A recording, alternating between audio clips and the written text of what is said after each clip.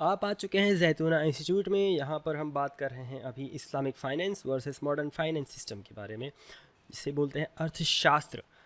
इसके बारे में जो परमिशंस हैं और प्रोहिबिशंस हैं उनके बारे में। अब देखिए, मान लीजिए कि ये हमारा इकोनॉमिक सिस्टम का बॉक्स है, ठीक है।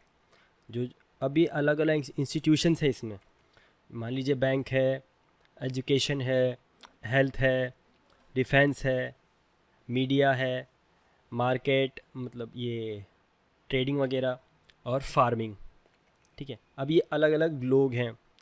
ये हमारी बीपीएल लाइन है, मतलब अगर इससे नीचे कोई गया, इससे नीचे किसी के पास पैसे हैं, इस पैसे नहीं हैं, तो वो बीपीएल लाइन से नीचे आ गया। ये poor class, middle class, upper class और इलाइट क्लास, जिनके पास ज़्यादा पैसे हैं। अब ये वो लोग हैं जिनके पास या तो बिल्कुल ही नहीं है या फिर जो कर्जे में है। अब मान लीजिए कि इलाइट क्लास वाला जो बंदा है वो अच्छी फैसिलिटीज़ ले पाएगा, बैंक की, एजुकेशन की, हेल्थ की, डिफेंस की, मीडिया की, मार्केट की, ठीक है। अपर क्लास वाला भी ज़्यादातर फैसिलिटीज़ ले ही लेगा और खुश भी रहेगा, उसको इतनी प्रॉब्लम नहीं आएंगी। पर जो मिडिल क्लास है वो फैसिलिटीज़ तो लेगा, लेकिन वो इतना खुश नहीं रह पाएगा उन फैसिलिटीज़ से, क्योंकि पैसे की कमी रहती है। अब जो कुछ में अच्छा कर भी लेगा। अब जो पुअर क्लास है वो काम कर सकती है, लेकिन वो खुश नहीं रहेगा क्योंकि पैसे कमी रहती है। अब जो नो मनी है, मतलब जिसके पास पैसे ही नहीं है बिल्कुल, वो परेशान रहेगा। या और जो डेब्ट में है, जिसके पास बिल्कुल पैसा नहीं है, वो तो मतलब वो इकोनॉमी से, ये जो इकोनॉमी का हमारा बॉक्स है, इससे बाहर आ गए, ठीक है।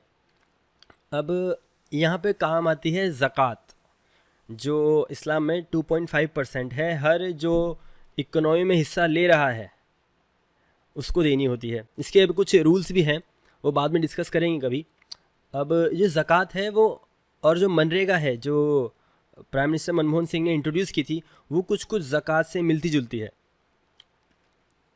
अब मान लीजिए ये जो चार कैटेगरीज़ हैं, पुअर से एलाइट क्लास, ये सबको ज़कात देनी है, ठीक है। अब वो ज़कात किसको देंगे? ये एक दूसरे को नहीं दे सकते, ये देंगे इन दोनों को, जो या तो जिनके पास पैसे नहीं हैं या फिर जो डेब्ट में है। इनके अलावा भी किसी किसी को ज़कात दे सकते हैं, वो कभी डिस्कस करेंगे हम। तो मान लीजिए इन्होंने इनको ज़कात दी, ठीक है। इन्होंने ज़कात इसको दी तो ये ऊपर गया। अब इसने कोई बिज़नेस स्टार्ट करेगा, इकोनॉमी में हिस्सा लेगा, और ये और भी जो गरीब लोग हैं उनको भी काम दे सकता है। अब मान लीजिए इसको ज़कात दी गई तो इसने भी, ये भी ऊपर इकोनॉमी में पार्ट ले लिया और ये भी मतलब बिज़नेस वगैरह स्टार्ट कर दिया, तो फिर ये भी दूसरों को जॉब वगैरह दे सकता है। अब मान लीजिए कि कोई 1 करोड़ रुपए एक ही बंदे को अगर ज़कात दे देंगे आप, तो वो एक बंदा हज़ारों को काम पे रख सकता है, तो ये ज़कात का फ़ायदा है। अब मान लीजिए इसको ज़कात दी गई तो ये ऊपर चला गया इकोनॉमी में, और फिर ये कुछ काम वगैरह में लग गया। अब फिर इसको ज़कात दी गई तो फिर ये भी काम वगैरह में लग गया। तो ये सब क्या है, अब सब के सब है ना, ज़कात की हेल्प से सब के सब इकोनॉमी के अंदर आ गए। अब क्या है, मनी डिस्ट्रीब्यूट हो रहा है और सर्कुलेट हो रहा है। तो इस्लाम का मेन मकसद क्या है कि मनी सर्कुलेट होता रहे।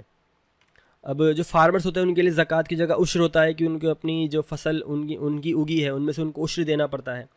अब मनरेगा और ज़कात में डिफरेंस ये है कि मनरेगा, मान लीजिए किसी बंदे को पर डे का 100 रुपये दिया जाता है जो गरीब है, ठीक। लेकिन ज़कात क्या है, ज़कात जो देने वाला है उस पर डिपेंड है कि उसके पास कितना पैसा है, तो इसलिए ज़कात ज़्यादा हेल्प कर सकती है।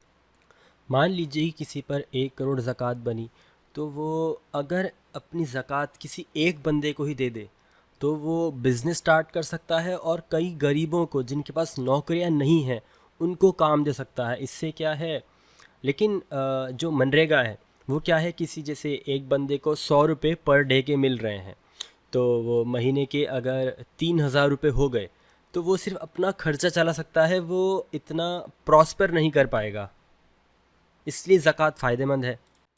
फॉर एग्ज़ाम्पल, एक इंसान को मैं खुद जानता हूँ जिनकी ज़कात कितनी बनती होगी मुझे नहीं पता, 1 करोड़ तो नहीं बनती होगी, लेकिन वो 1 करोड़ रुपया हर साल ज़कात देते हैं, और किसी एक को देते हैं और उसको पहले ही चेक कर लेते हैं, मतलब उससे पहले ही बात कर लेते हैं कि तुम्हें बिज़नेस स्टार्ट करना है।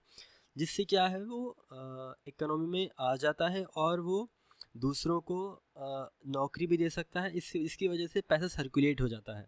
ऐसे और भी लोग हैं। अब गज़ब बात यह है कि वो हर साल एक अलग बंदे को 1 करोड़ रुपया दे के उससे बिज़नेस स्टार्ट करवाते हैं, जिससे अगर हर एक बंदा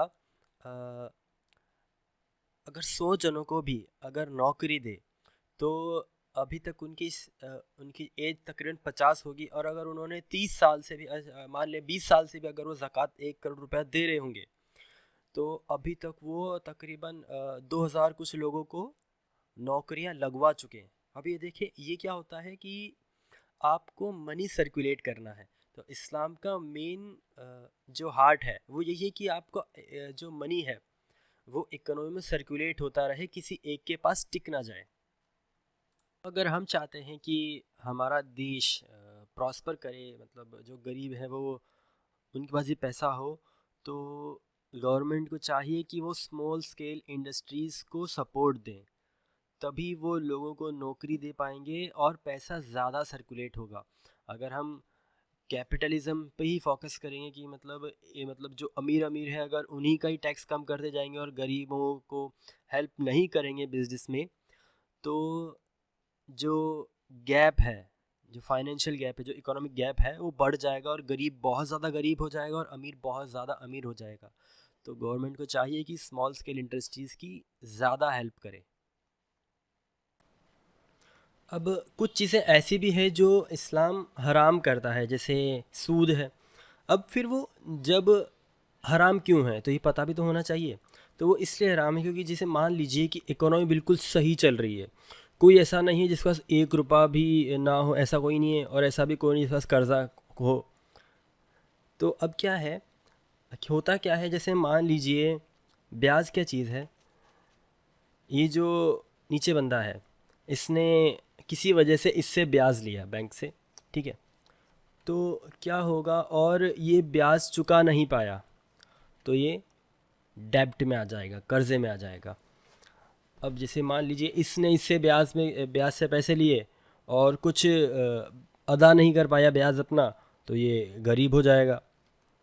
अब इसने इससे ब्याज पे कुछ लिया तो ये तो अमीर हो गया, ठीक है। ब्याज खा खा के ब्याज खा खा के ये अमीर हो गया। और ये जो फार्मर है, फार्मिंग वाला में जो फार्मर है ये डेब्ट में चला गया। फिर उससे क्या होता है, वो बंदा सुसाइड कर लेता है। इसलिए हमारे सुसाइड्स इतनी होती है। तो इस्लाम में जो भी चीज़ें जायज़ है और जो नाजायज़ हैं वो इसीलिए है कि बस इकोनॉमी में पैसे सर्कुलेट होते रहें और कोई इनजस्टिस ना हो कि कोई बिना कुछ मेहनत करे किसी दूसरे का पैसा खा जाए। इस्लाम में फिर जुआ यानी सट्टा और मतलब गैम्बलिंग भी हराम है।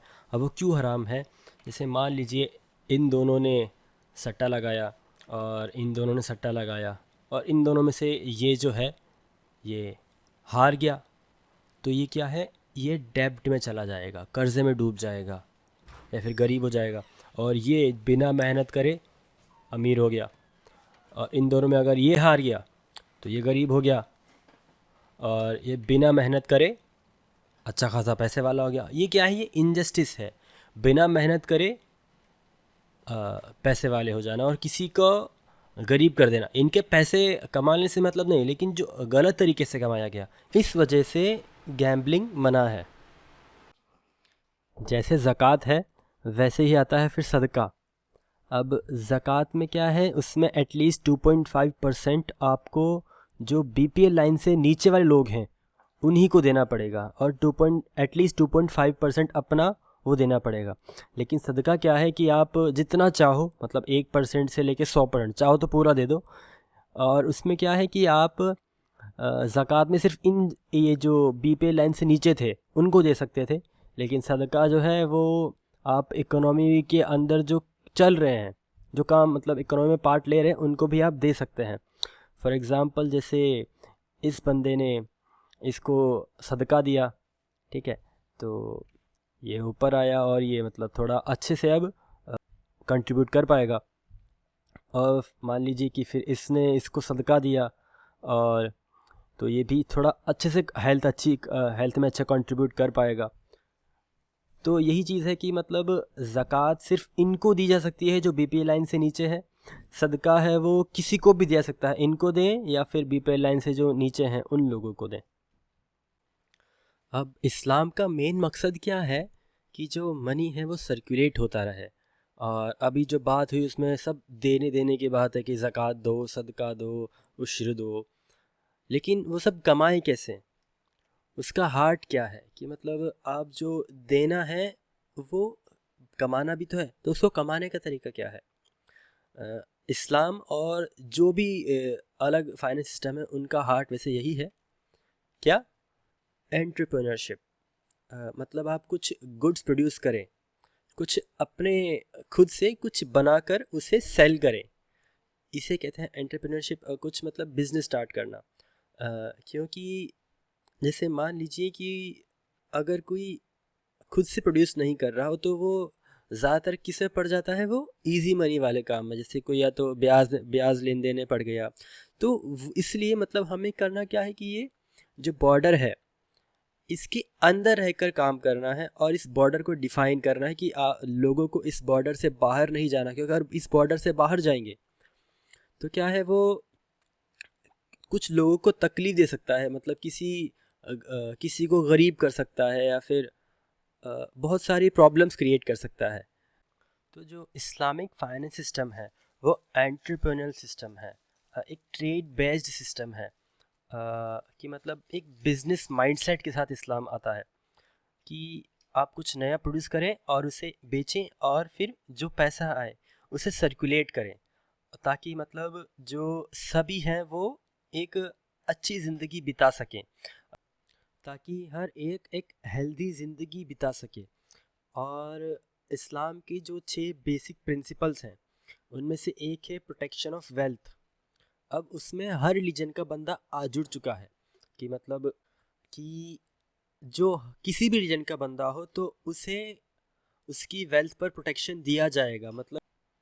मतलब कोई मुस्लिम एक नॉन मुस्लिम को वेल्थ में धोखा नहीं दे सकता, ये उस पर जायज़ नहीं है कि कोई मुस्लिम किसी मुस्लिम या फिर किसी नॉन मुस्लिम को धोखा देकर उसके पैसे हड़पे।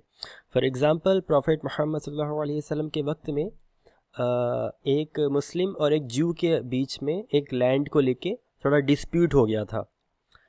तो वो जो ज्यू था और मुस्लिम था, उन्होंने सोचा कि चलो प्रॉफेट मोहम्मद के पास चलते हैं कि वो फ़ैसला कर देंगे। तो मुस्लिम ने सोचा कि मैं मुस्लिम हूँ तो वो प्रॉफेट मोहम्मद मेरे हक़ में फ़ैसला कर देंगे। लेकिन जब वो वहाँ पहुँचे तो जब प्रॉफेट मोहम्मद ने पूरी बात सुनी तो वो जो ज्यू था वो लैंड उसके हवाले कर दिया। क्यों? क्योंकि वो असली हकदार था, और एक मुस्लिम पर जायज़ नहीं कि वो किसी दूसरे को धोखा देकर उसकी कोई चीज़ हड़प ले। तो इस्लामिक फाइनेंस सिस्टम के 4 पिलर्स हैं: mercy, justice, wisdom, benefit. Mercy मतलब रहमत, जस्टिस मतलब इंसाफ, अदालत, विजडम मतलब अक्लमंदी, बेहतरी, और बेनिफिट मतलब लोगों को नफ़ा पहुंचाना। ये 4 पिलर्स हैं। अगर इन 4 पिलर्स के अगेंस्ट कोई रूल जा रहा है तो वो इस्लामिक फाइनेंस सिस्टम से नहीं है। तो यही है पूरा का पूरा इस्लामिक फाइनेंस सिस्टम। इसमें और भी बातें हैं, कभी डिस्कस करेंगे।